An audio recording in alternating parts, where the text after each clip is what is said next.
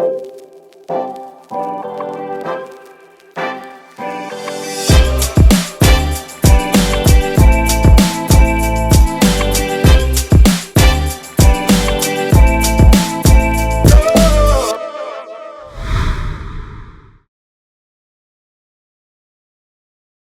everyone. Welcome back to the Woke Mommy Chatter podcast. It's been a long time. I'm so glad to be back. I'm really excited for season 5 and the shows that we've got lined up for you. We paused Woke Mommy Chatter podcast in the middle of the pandemic. I think I've said a couple times, I've shared, there was so much happening, so much going on. It was, George Floyd. It was trying to homeschool kids during COVID. It was COVID. It was all of those things kind of happening at the same time. I had to drop some of the balls. I couldn't keep all the balls going. And this podcast was one of those balls that I had to drop. It's been 3 years. A lot has changed. My kids are grown up. They're still growing, but they feel like they're grown up. Like my son is 13, my daughter is 10. They're not little babies or toddlers like they were when I started the show. So I'm in a different place. My family's in a different place. We're still dealing with the same ish, right? That we're going to talk about. But I'm really excited to start the show and really kind of dig into some of the issues that have been going on in my life. And I know have been going on for other people, for all of you, for some of you, all of you, for a while. And this first episode that we're going to talk about is an interview with Dr. Christiana Awosan, who is just so insightful around issues of racial trauma. That's her area of specialty. She particularly specializes in racial trauma and relationships. So we have a great conversation lined up around what that looks like for Black women in particular. So stay tuned. If you're not a Black woman, you could still listen in. There's stuff for you to learn as well. And then this whole season is just packed full of, topics around like period and menopause and raising tweens and teens and misogynoir and just talking about those topics that really impact us. So stay tuned. I'm really excited to be back. Please follow Woke Mommy Chatter, follow the podcast. We're available anywhere you get your podcast. You can download it, listen in your car, wherever you are. It's been a long time and I'm in that mode now, really trying to rebuild this brand and I need your help. So share, like, subscribe, do all the things so that we can kind of get this going again. It's been too long. So thank you. And so here is Dr. Christiana Awosan. Thank you so much for joining the Woke Mommy Chatter podcast. Yeah, I'm really excited to be here with Dr. Christiana Awosan, who's done a lot of research work around the area of racial trauma. So I'm going to give you some space to introduce yourself and tell us a little bit about that work. Okay. Thank you so much for having me on today. I think it's great that you are doing this podcast that just really focus on mommies and especially Black mothers and just really talking about the different aspects of the struggles and also the joy, right, of being a mother. So I am Dr. Christiana Awosan and I am a licensed marriage and family therapist. So basically what that means is that I work with individual, couples, and family. And the way in which I really describe it to people is that I'm a relational therapist, meaning that even if I'm working with individuals, I'm still talking about them within the context of their relationship. So we're all connected to relationships, whether it's relationship with ourselves or relationship with other people in our lives and relationship with society as well. So my work is really centered on relationship, understanding relationships, helping all of us as human beings to build better relationship with ourselves and with each other and with the planet, whoever, right? We're trying to build a relationship with spiritually as well. In terms of my research, I'm also an associate professor and the program director for the Marriage and Family Therapy program at UNA University, which is in New Rochelle, New York. So I do a lot of research and writings and speaking around race and racism, particularly really focusing on racial trauma and not only the impact of the mental and emotional aspect of racial trauma, but so much also on the relational aspect of racial trauma on ourselves and our relationship with our loved ones that we are in relationships with, because those things also impact, right, the trauma of that.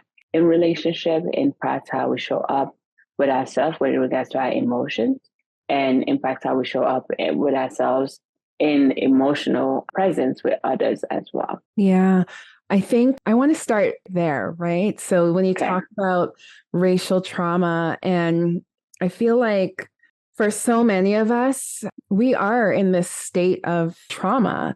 And I'm going to use myself as an example. So prior to February 2021, I had like a full-time job. I was out in the workforce.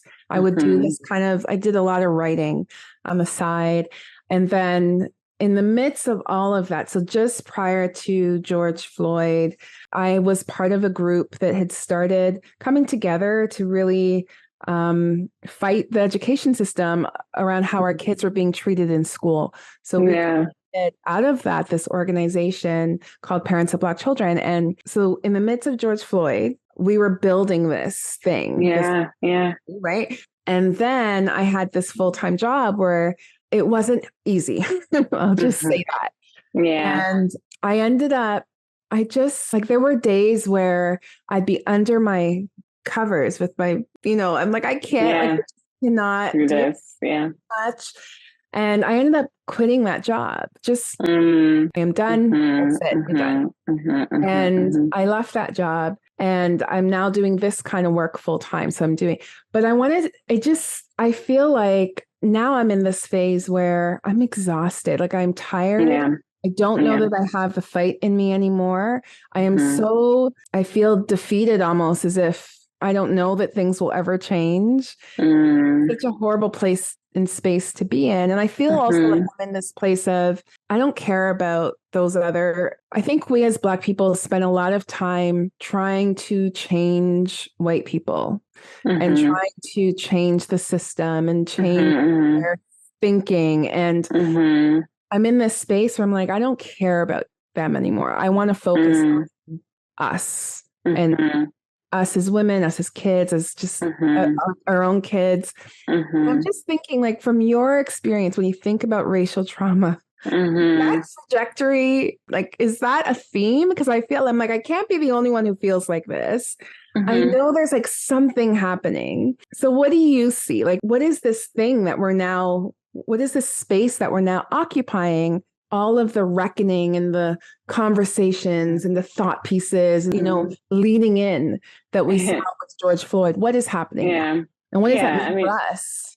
Right. That's a really, really good question. And I think I'm going to broaden this a little bit. I think the space that you're in right now, where you're going, I don't want to focus on white people. I don't care about white people in terms of like trying to convince them of our humanity or like even the experiences that we go through in society because of, right, like whiteness, the centering of whiteness, right? And that makes sense that you're in that space, right? Because that's what I'm hearing is exhaustion, which is, okay, this is not changing. What else do we need to do? I just need to go inward. I need to take care of myself, that is an aspect of and byproduct of the racial trauma, right? At the same time, that's not going to be helpful to us as Black people, as people of color, and it's not even helpful to white people as well. And it's not even helpful to us as human people in general, right? In terms of the global society, right?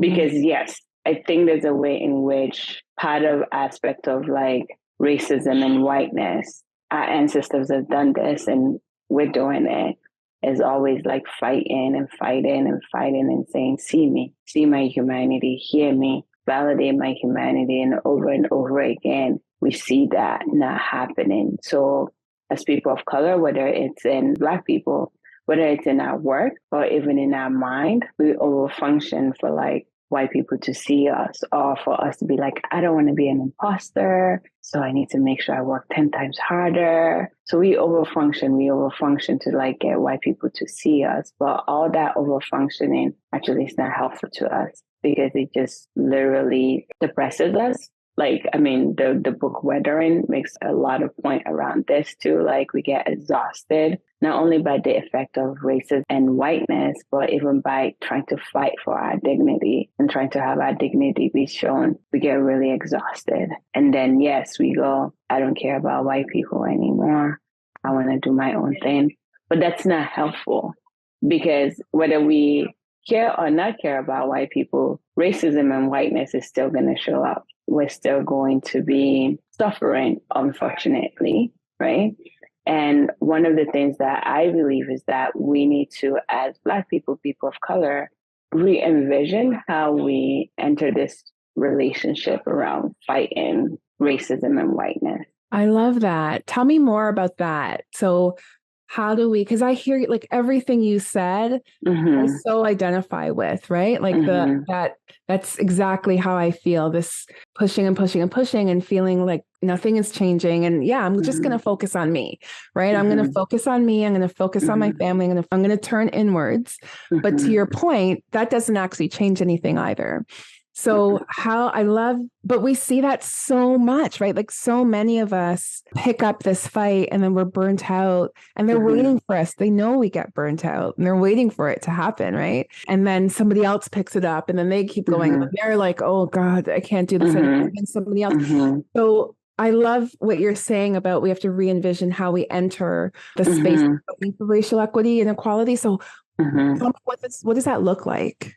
Yeah, good question. I think it's also important to say, like, I don't think white people are intentionally waiting for us to get exhausted. Maybe there are some people. I don't think majority of white people are thinking that way, right? And I think this is the reason I think this way is because I'm coming from a relational perspective on this. Like, I see white and Black relationship as that couple relationship that is often in turmoil. And it's been in turmoil for like before any one of us on this earth, it seems like, maybe, because that's the way it feels like, right? Well, as long as like we've been living, colonization, slavery, like it's been in turmoil for like centuries, right?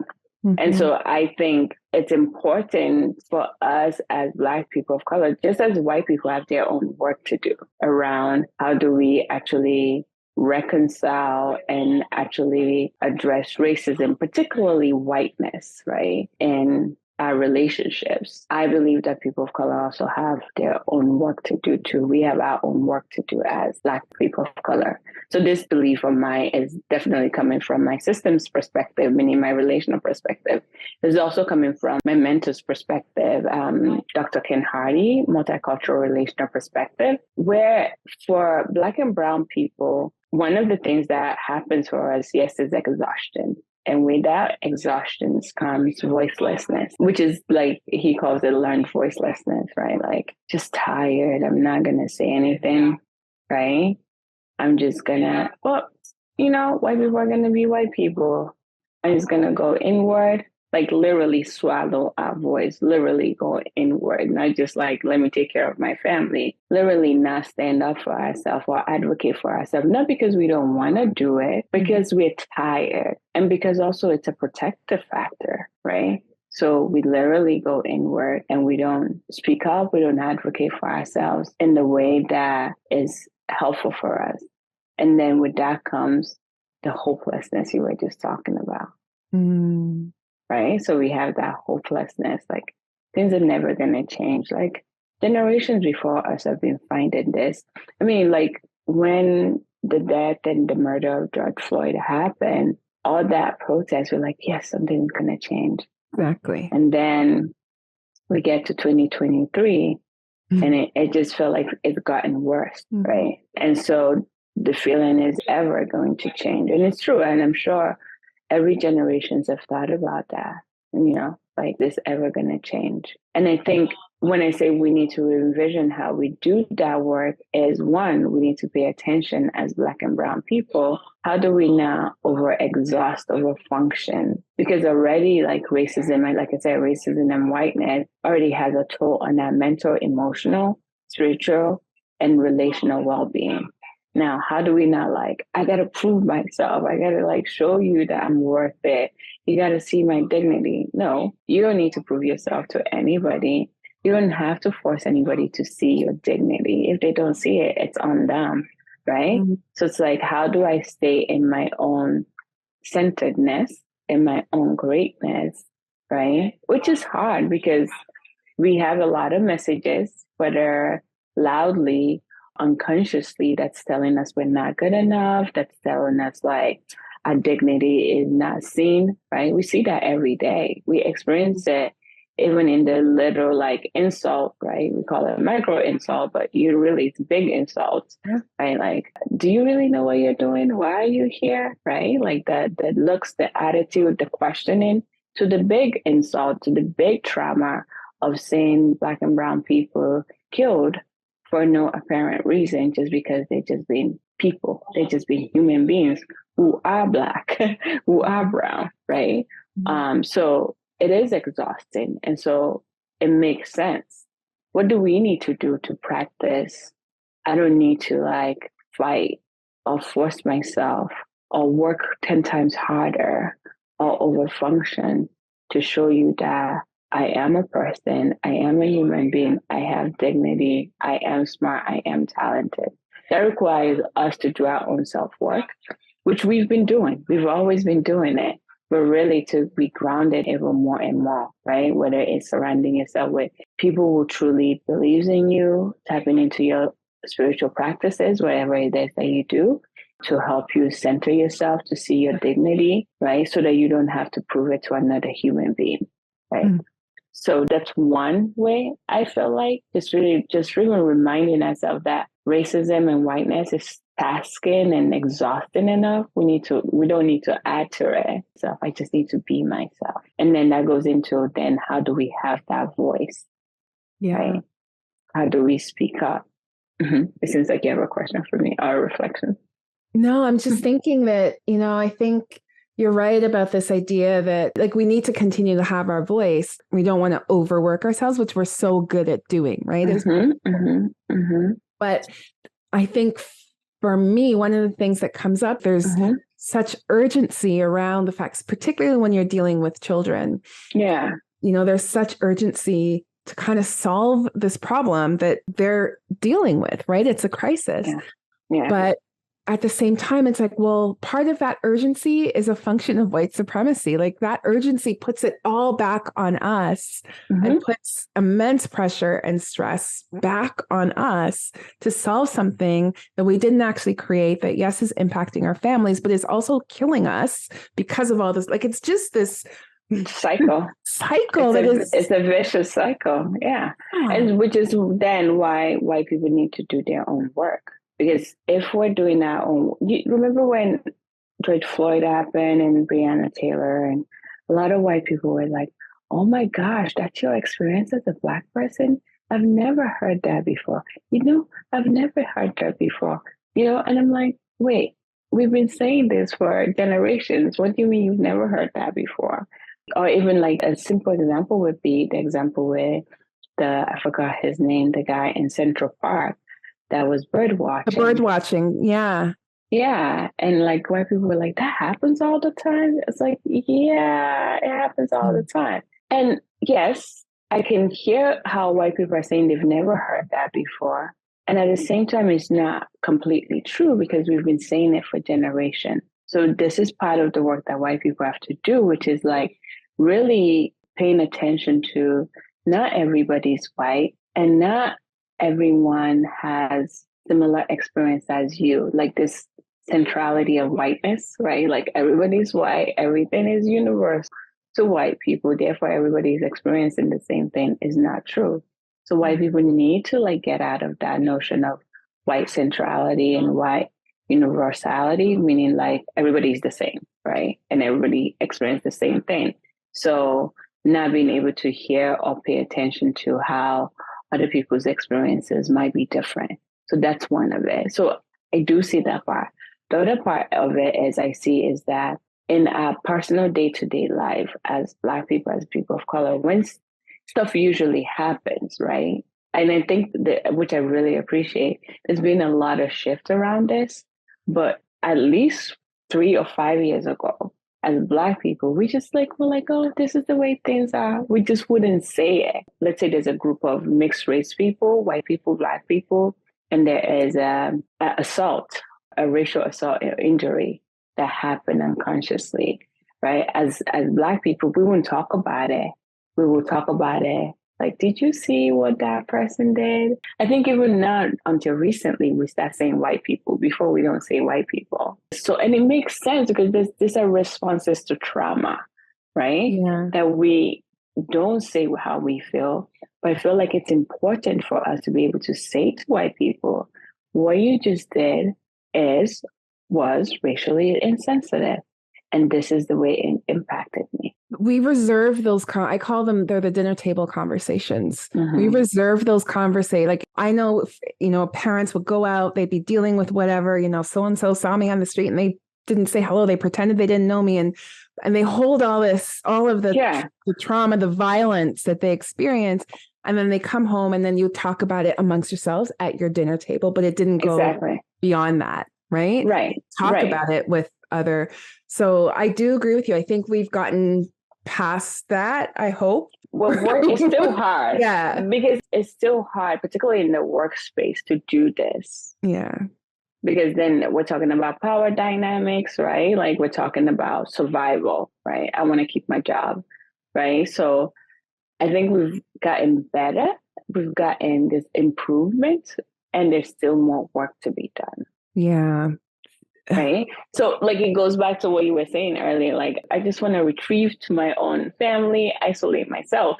It's basically that dinner table you just talked about. Yeah. Oh, that's awful. But yes, but that's how I feel. It. Yeah. Right. And it's not because you don't really care. It's actually because you care too much. Yeah. And it feels like it's unsolvable, right? So I appreciate that kind of recenteredness because I really was in that space where I'm like, I feel done. Mm-hmm. And I do want to, and I've heard, I will never, like one of the things that someone said when we were kind of building this organization, this space was, I'm not going to lose my children in the process of trying to help others. Exactly. And I thought about it and I think about that a lot because I hear it a lot. That person wasn't the only person who said it. I heard it from other people. And I see it. And I see a lot of us in the struggle as Black people, particularly Black mothers. We do lose our kids in the process of trying to help our community. And I think that's a real fight also for us, right? That we have to remain present and accessible and available and there for our own family while also trying to make a better place for them. And it's just, that's also a conflict and also part of the trauma too. Right. I mean, that screams generational trauma to me. Yeah. Right? Because if you think about it, I mean, whether it's colonization or slavery, in a sense, our ancestors had to like work outside of the home in order to prove something. So like the families are either broken up, the kids are not getting the attention that they need from their parents, not because the parents don't want to give it to them, but because the parents have to sadly survive and try to survive and live under this like massive oppression and system. Yeah. I always remember a few seasons ago. So I think in like season 3 of Woke Mommy Chatter podcast, I spoke to this white woman who at the time we were talking about working from home. This was like way before COVID was even a thing, like a thought. Yeah. And working from home was seen, like not everybody was doing it at the time, right? And I remember her saying to me that she rearranged her life and made it a priority in her life to be home, to be accessible to her kids, even though her children was older. And she'd said something like, you think your kids need you the most when they are little, but actually they need you more when they are older, when they're teenagers and they need that guidance. And that always stuck with me because I thought that was like an aha moment for me, because I thought that's the difference between a lot of white families and Black and racialized families. We don't necessarily have the privilege to be able to be so accessible to our kids to their detriment. It is detrimental and harmful to them. And often we're not able to do that because we're giving so much of ourselves to create a more equitable space, right? So we can't be everything to everyone. So something suffers, and often that's our children. And that's such a dichotomy because you're trying to create this better world for them, but then it's also harming them actively. And maybe you don't realize it, but you're not, it is through lack of attention or whatever it is, right? And I think that's also traumatic for them and for us as parents, as a mother, especially, right? And so, hard to grapple. Yeah. And I mean, I know this podcast is focused on mothers, right? I also feel like it's the same for fathers, right? We just don't talk about it in the same way as we talk about mothers either, right? Yeah. And I think what you're speaking about is the impact, what I believe to be the impact of racial trauma in terms of like on our relationships, right? And if you think about like even history, like for in the United States, like for Black women not to have been working outside of the home even before 1950 something, right? And it's not, they were like, oh, we don't want to stay at home with our kids. They definitely want that. But because of the oppressive system, they're not able to do that. And you're right. I think even now we experience that in a different way too. Like we're still fighting and like trying to work hard, but really who gets the brunt of it is our family.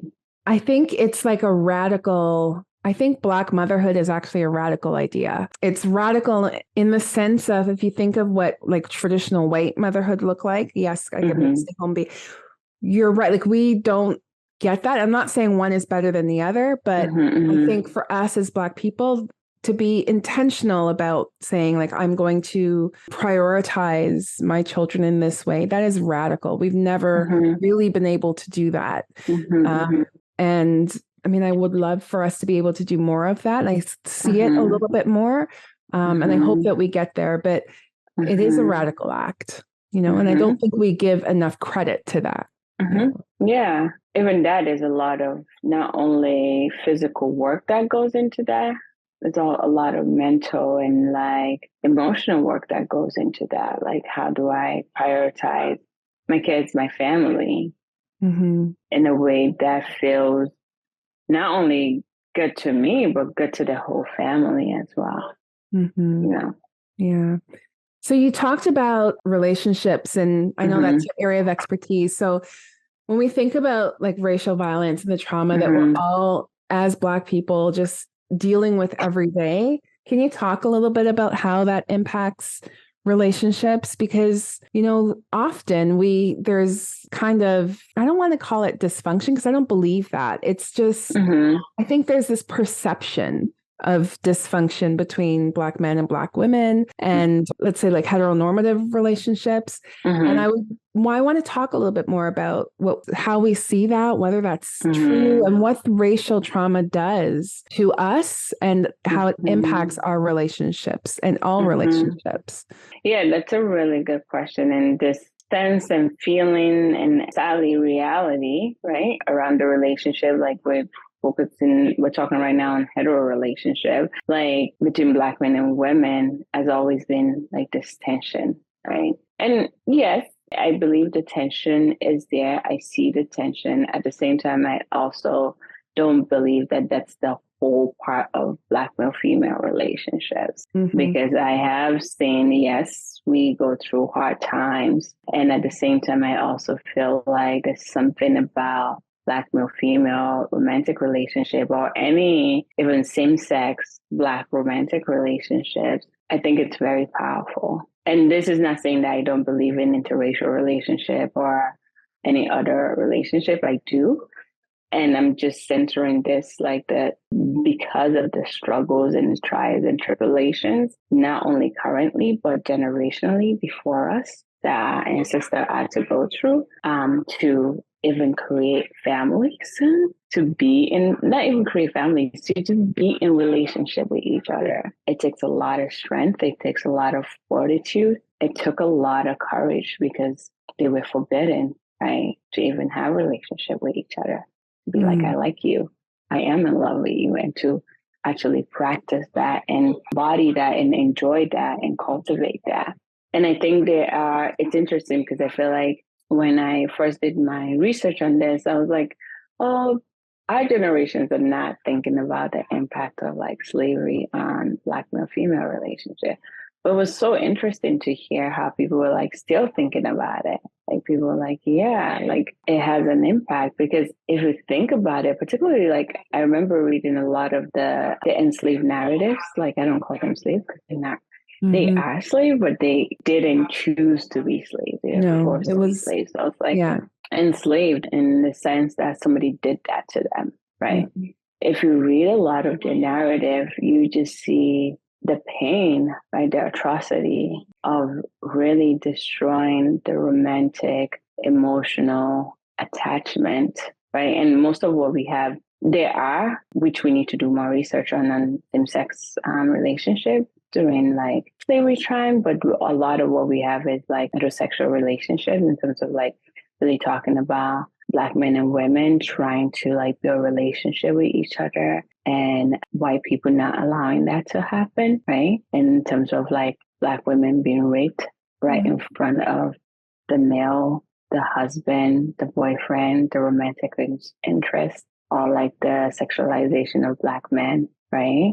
And also the sexualization of Black women as just like using Black women as just like product, right? So what does that do, right? When you don't have a strength and you're not given or you're being denied the ability to protect the person that you love and to show up for the person that you love and to be humiliated, right? Raped and assaulted and castrated, right? And seen as material in front of the person that you love and care about. What happens is shame. What happens is hurt, right? What happens is feeling of devaluation. And so what did all of that do relationally? It makes us hide. It makes us feel like we're not good enough for each other, right? It makes us want to protect our own individual self. If he or she is going to be taken from me, why would I want to pour my heart out, right? It goes into that isolation mode.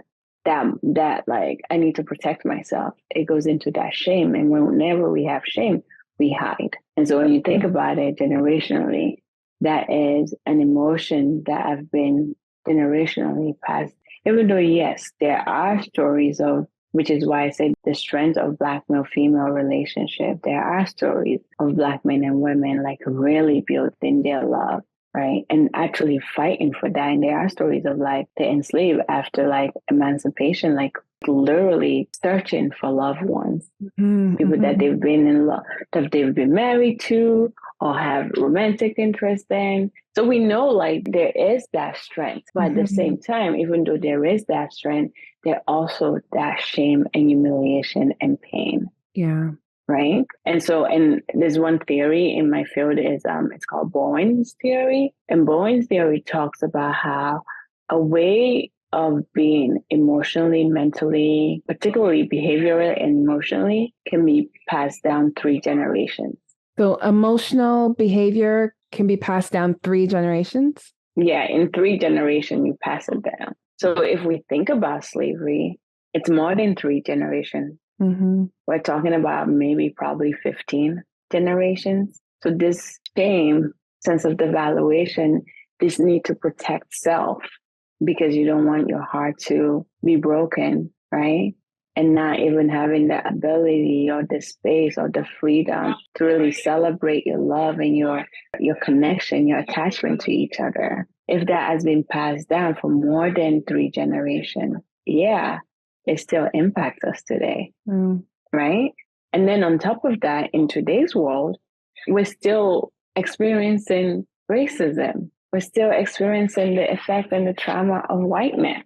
And I think a lot of what we see today is, we do see like this kind of hypermasculinity attached to Black men. And then for Black women, it's like this devaluation of their femininity, like who they are. Yeah, right. Because we have to be strong. Yeah. And it's attached to Black mothers too, right? Like we don't have that nurturing. When you think of depictions of Black motherhood, it's often like we're very aggressive with our children. It's that like, I will, like the gritted teeth and I will, the threats and all of that stuff. It's this stereotype of who we are. And sometimes we own it like that, right? Because it becomes, it's so part of the culture and the narrative. So here's my question. So my daughter is 10 and we were driving and she said to me, just really random, because we weren't talking about this or anything, just like some random thought. How come most of the Black men we see are married to Black women, to white women? And I kind of paused for a minute because I have my own answer and my own way I would respond to that question. But I was really careful because I didn't feel like she's not mature enough to really unpack that question. And I didn't want my response I didn't want her to internalize my response in any way that she would think there was something wrong with her as a Black girl, or there was some kind of deficit within her. So my response to her was just to talk about all the beautiful Black couples that we know of, right? And that are in our family that we know of. And so I talked about it that way. And I didn't really answer her question, but I want to talk about that because I feel like, and this is again, I mean, I feel like I shouldn't have to say this because we're just unpacking, but this is not a denouncement of interracial relationships, any interracial relationships. This is an unpacking of what seems to be a little pathological to me, which is this like sheer vastness of Black men with white women. And sometimes I feel like a lot of that it's like looking for a way out. I don't know if that makes sense. Like, it's like, I don't have to deal with Blackness and Black stuff if I'm not with a Black partner. And you tell me, because this is kind of your area of expertise, but that's kind of where I've landed on it.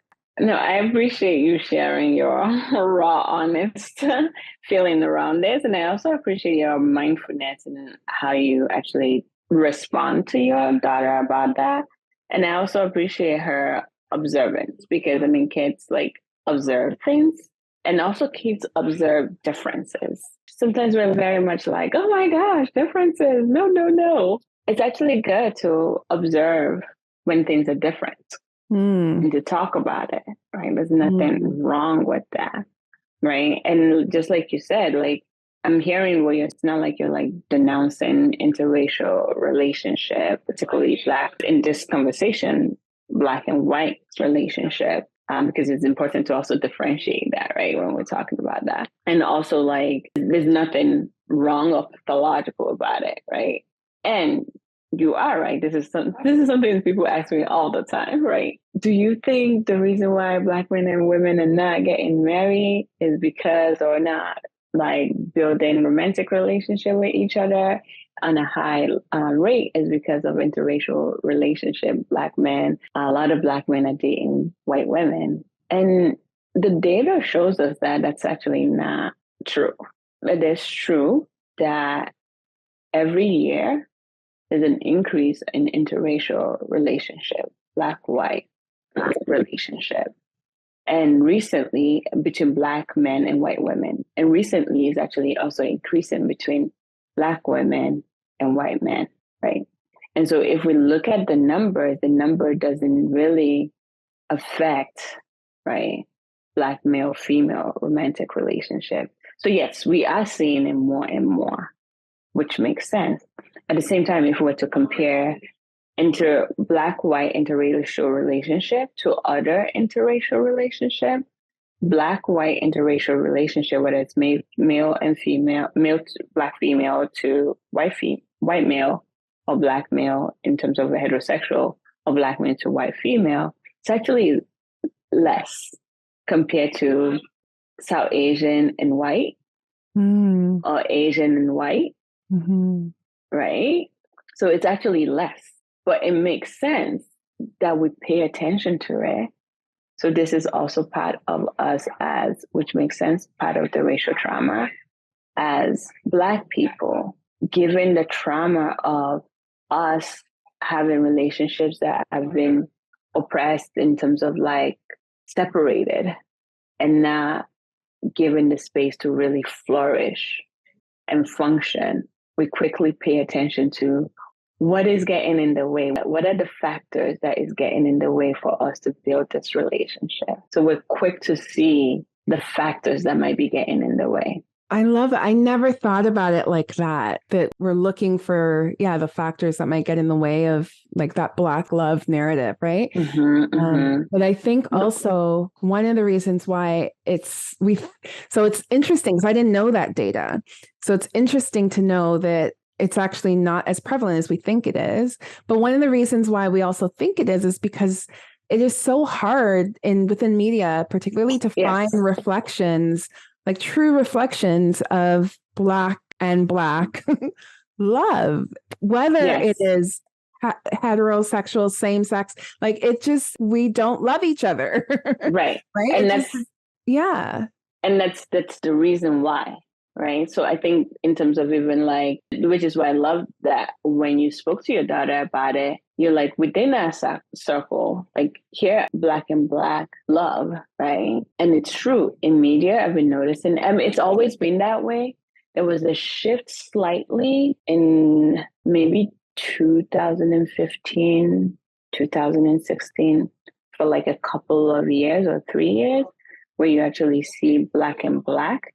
But now there's this shift again, because I think this need for us to believe that we're in a post-racial society. Really, like there's this like on TV, in media, in movie, in ads, whether it's heterosexual or same-sex couple, there's always Black and white. And that's what they show. Like I think now when I think about it, I can think about, and I might be wrong, a current like famous or prevalent ad that's going on TV or in media that shows Black and Black romantic attachment. And so, yes, it makes sense that like kids are thinking that way. And then the question is, what is the message? I get the message that we want to be in post-racial, because the notion of Black and white love is like, love is blind, love doesn't see color.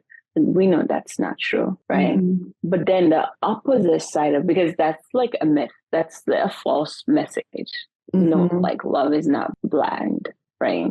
The opposite message then is, what are you telling Black people, right? Or even like when I think about it, I don't think I see any Asian couples. What are you telling about Asian couples? Any racialized person. Yeah. It's like, you two are not good enough to be together. Right.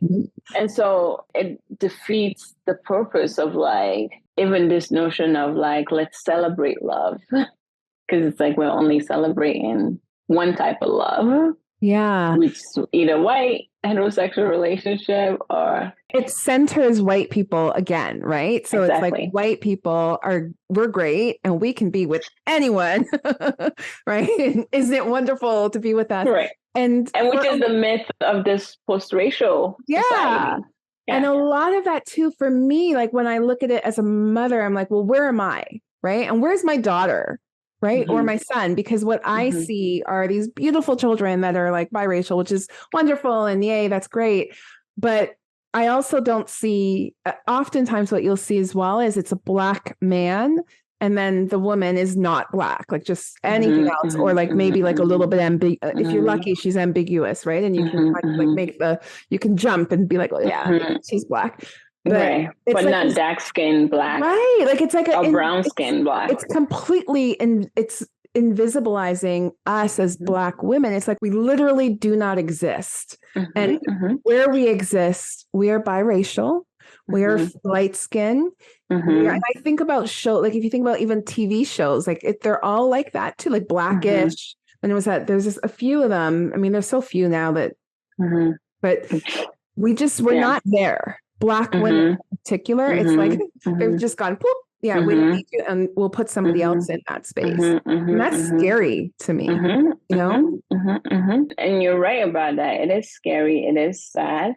It is part of those like messages of, I don't see your dignity, I don't see your humanity. And that is, as Kim was saying, it's like, it's a devaluation. Right? It's really creating this experience of being devalued in society, which then impact a sense of self. So like, let's go back to your previous question. When this is the message that, oh, Black and Black people can be in relationship together, and now you're trying to get in relationship with each other, and there's this sense now that you're like, can we really do this?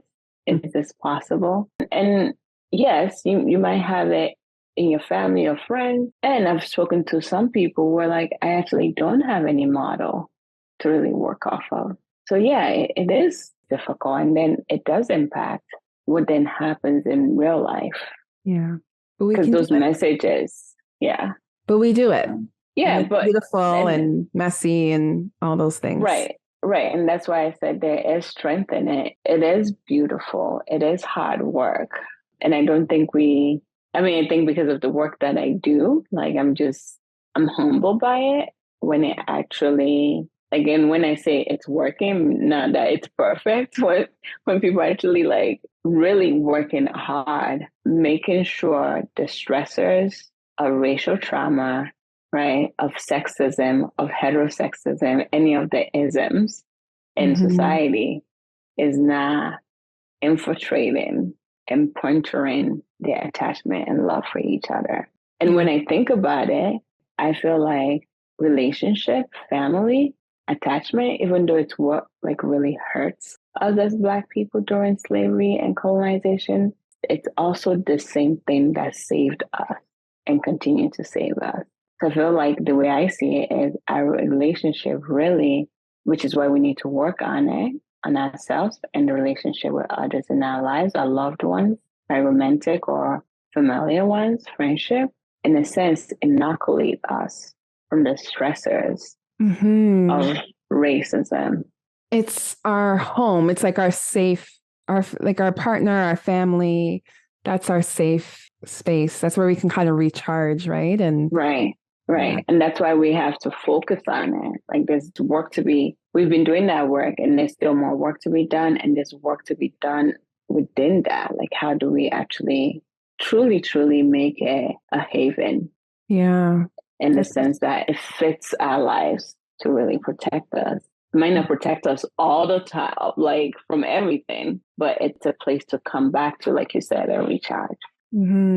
That's such a beautiful question. Like, how do we, and I love that idea of the intentionality between making sure that you are taking care of your relationship, right? Whether that's your relationship with your children, your immediate family, your partner. I think we need to do more of that, is more of that intentionality. So we've talked about a lot of things. And I guess, if you could leave the conversation with like one piece of information regarding that, racial trauma and how we kind of navigate through that violence, what would be the one thing that you'd want everyone to know?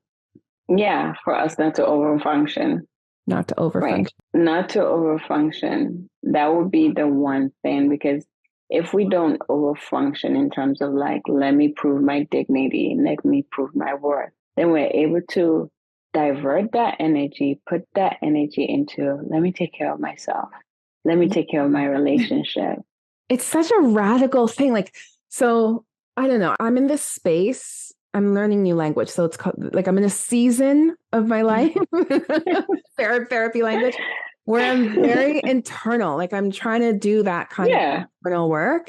And it's unlearning a lot of the things that I've spent so much time doing that, like over functioning, like even till now, I'm like, how do I not do that? So, but it's interesting because I was talking to my therapist who is not Black but who's racialized and is phenomenal.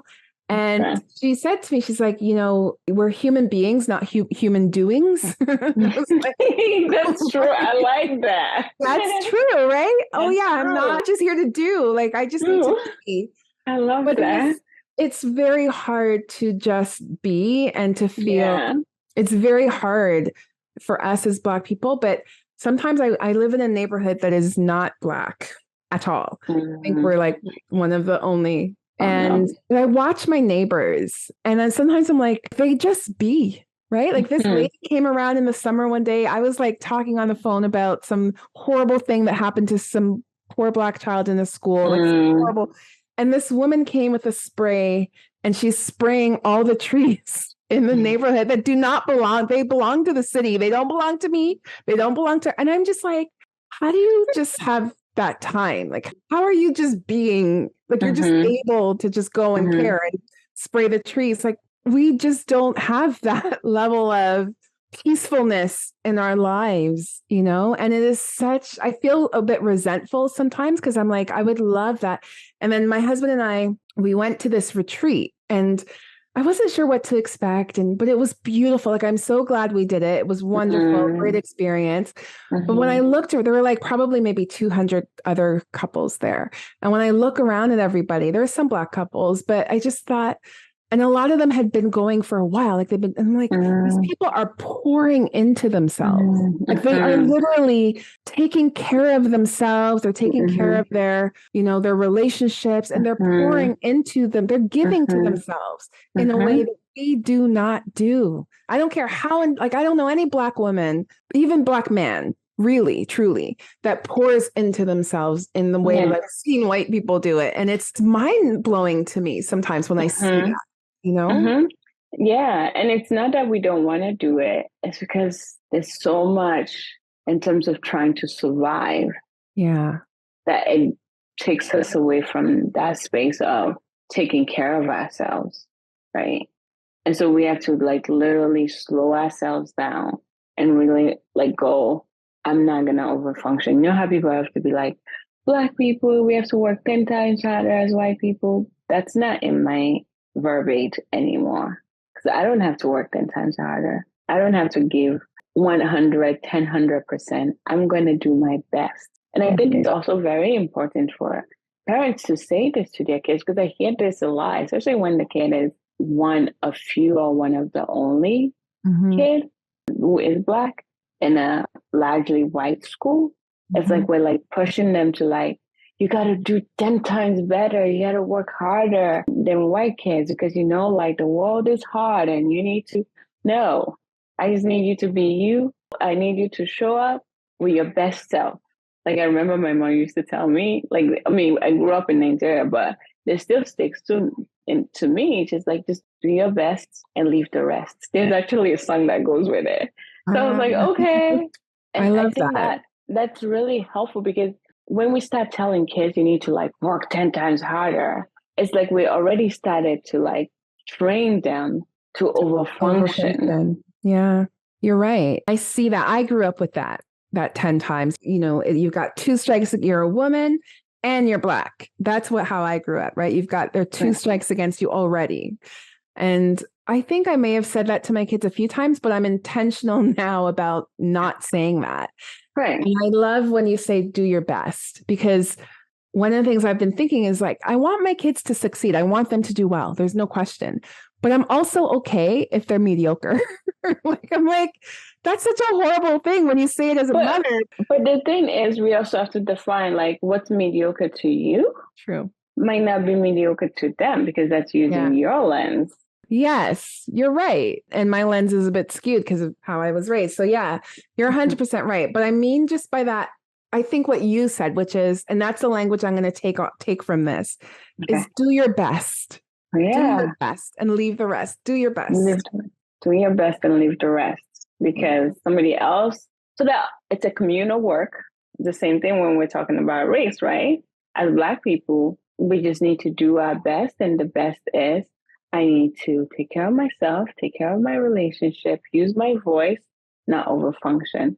White people need to do their work too. And I get it. Like, the good thing is, some white people have been doing the work, right? But I always also tell white people, do this. You need to talk to other white people, because we can't, like, it's easier for white people to listen to another white person. Yeah. Right. And so that's the work that white people need to do. It's a reciprocal relationship in order for us to really, and I don't know, to really eradicate racism and whiteness in the ways in which it shows up and is harmful to both Black people, brown people, and white people. We all have to do our work to eradicate it. Everybody has their own work to do. I love that. I think that's a great way to And thank you so much for joining. Thanks for the You're conversation welcome. and Thank you. all the knowledge. This was really great. Yeah, the knowledge bombs that you were dropping. It's just great. So I really appreciate having you on. Yeah. Thank you. Thank you for having me on. It's great speaking with you, like just really conversing, and I appreciate you trusting me with your story as well. So Oh gosh, thank you. no worries.